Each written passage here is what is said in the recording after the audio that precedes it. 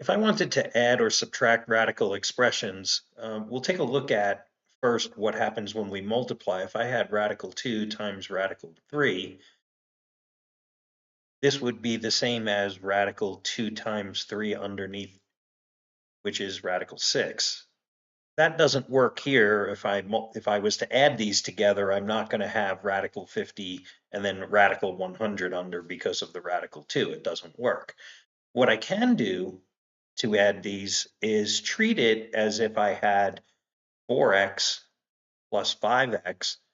Well, I'm counting the number of some variable, and the only thing that I know about the variable when I have both of them as an x is that whatever number I pick for x, it has to be the same number. So this is 4 times, let's say this was 4. This is 4 times 4. This would be 5 times 4. That would be the same as 9 times 4. So this would be 16 plus 20 is 36, and 9 times 4 is also 36. So this here would work. And although what's under the radical, this is not a variable, at any given time when we pick an x value, it has to be the same x value for both. Just as in order to add these together, there's a 1 in front here.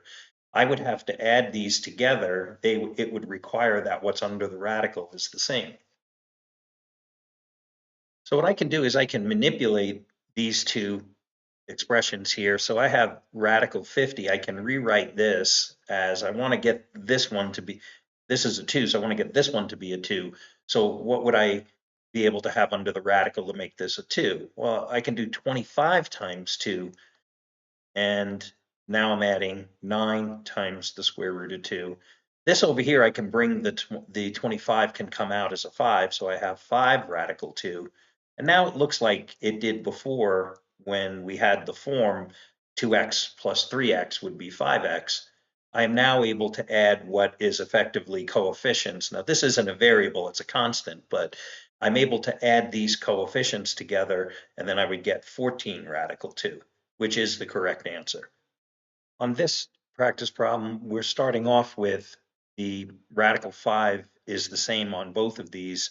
And it's just to look at what happens. Since we're adding and they're both negative numbers, the rule would be to add and keep the sign. So we have minus 9 radical 5. This is a negative and a negative being added together. We add and keep the sign. Well, this problem, if we're trying to find simplest radical form, what we want to find is underneath on both of these can be simplified. You'll see this one over here.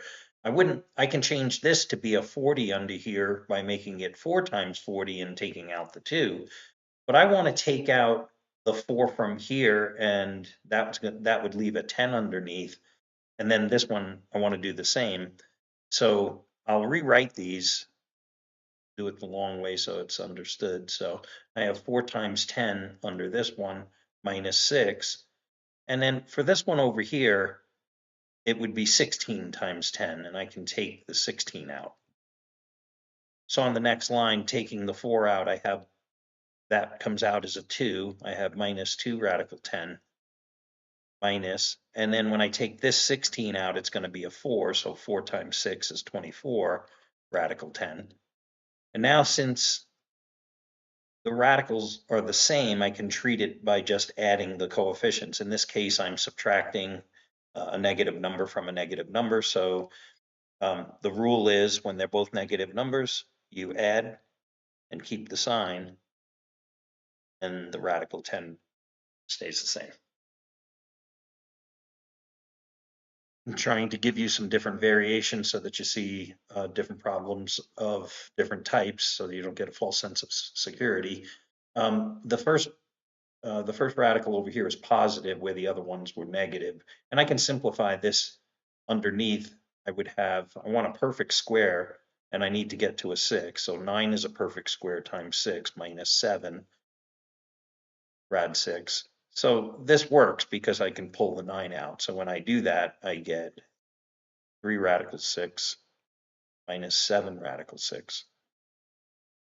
And where adding numbers, this one's positive, this one's negative. When the signs are different, you subtract and keep the sign of the bigger one, radical 6, and that one's done.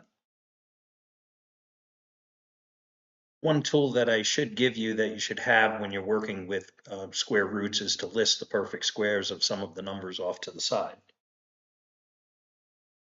So when you get a number that's under the radical and it's not readily apparent, what you can do is you can use a calculator and divide these by perfect squares. And we notice that we get to 36 here, the 36 would be times 3 and would give us the 3 to match the other radical.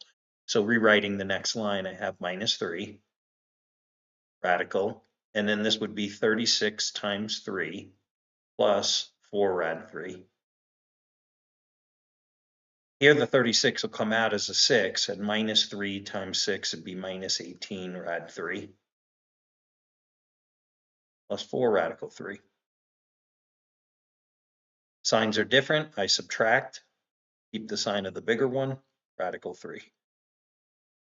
If you need additional practice problems on this, comment below, or if you need a video made on a specific topic, leave that in the comments below and I'll make the video for you.